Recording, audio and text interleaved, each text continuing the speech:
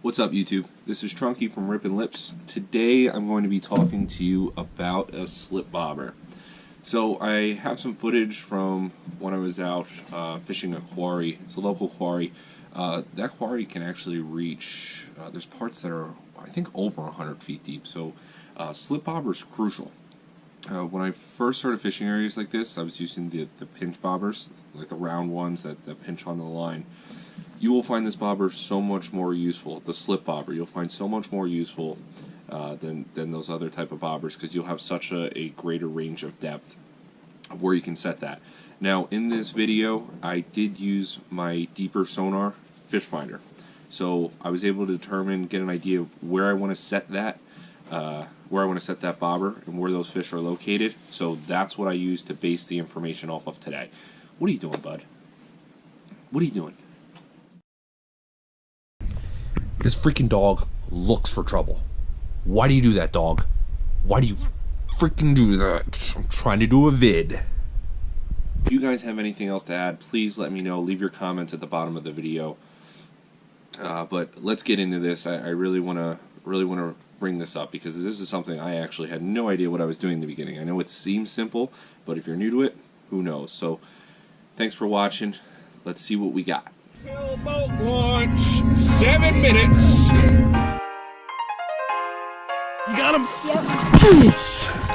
Yes!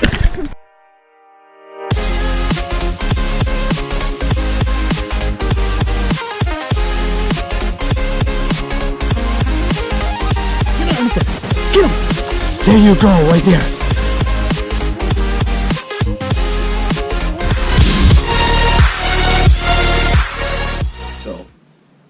First thing I do when I pick up a slip bobber, check for cracks, any type of cracks, holes, anything like that, because the cheap ones break easy. And if it's cracked, it's going to sit like this, which drives me nuts. But when you get your slip bobber set, you should have a little package like this. This slip bobber is pretty much useless without this stuff. I mean, you can always compromise, and there's different hacks out there, ways to do it without it, but this makes it a lot easier. What you do is get out the string and a bead. When I do this, I like to have a leader. I would say a little under 2 foot. Take this straw, put the line through the straw.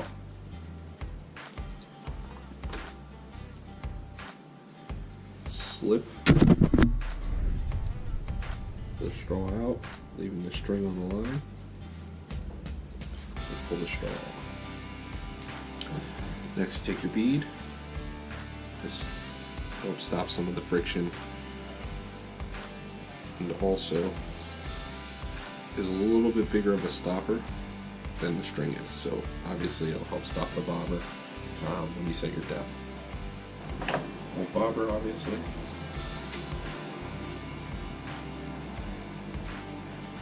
Orange part always goes up, makes it easy to see. String, bead, bobber. Next, I tie on the swivel.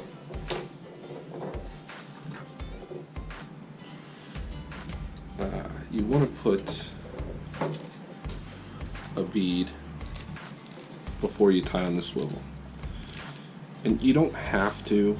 Like, you'll be okay without it, but it kind of helps reduce some of the friction. Like if you're line spinning because of the swivel, it helps reduce line twist. So you can use either a snap swivel or a regular barrel swivel. I'm using a snap swivel. I will explain why in a moment when I'm putting on my minnow. Alright, next you got your leader.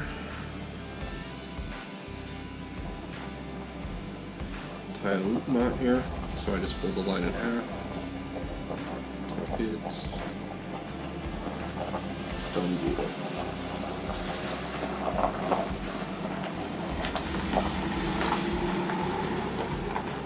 Stick that through there. Next, you want to pick your hook. So depending on how you break the minnow, that's how you know what hook you want to use here.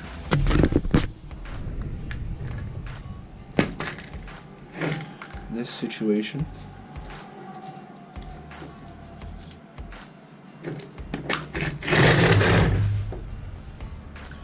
I use size 20 treble hook.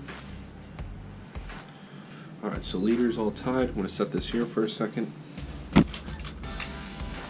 Alright, weight size. I'm telling you right now, you don't want to go crazy. So the bigger weight you have, the bigger problems you're going to have.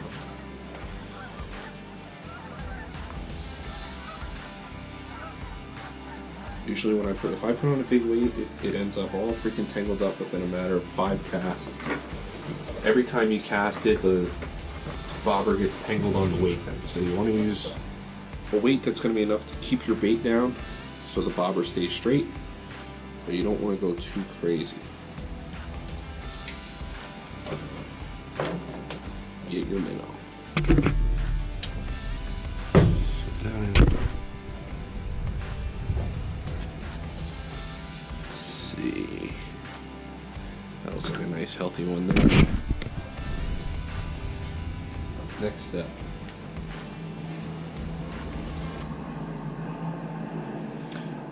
Needle. Rigging needle. Alright, it goes, you make sure your latch is open. In through the mouth. Goes right out through the butt. Just like that. This is why we use the snap swivel, because now the loop at the bottom goes on that hook. Close the latch.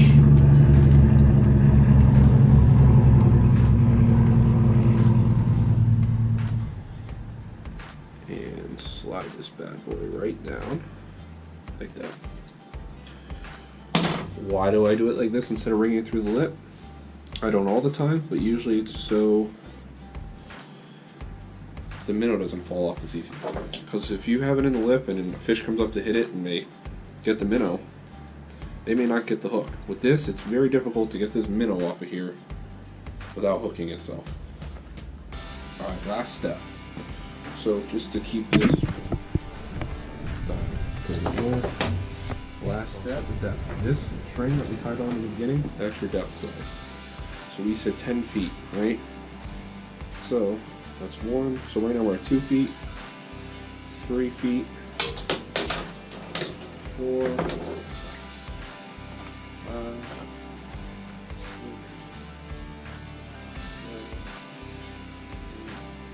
I'll be honest, you set it right at the top of the island. I think that's going to be perfect.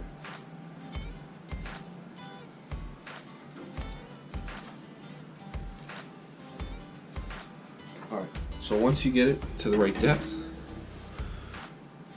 pull the 2 strings like this. Alright.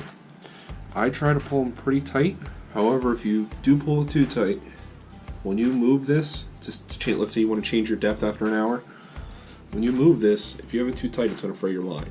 If you have it too loose, when you cast, it's going to screw up your depth. So you really got to try to have it at the right tension there.